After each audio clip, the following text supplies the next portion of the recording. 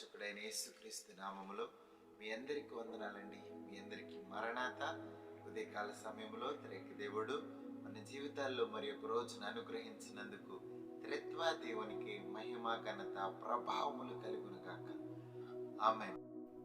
సామెతలు 10వ అధ్యాయం 27వ వచనం. యెహోవా యందు భయభక్తులు కలిగి ఉండుట దీర్ఘాయువులకు కారణం. మాటలను దీవించును గాక. ఆమేన్. ప్రార్థన చేసుకుందాం.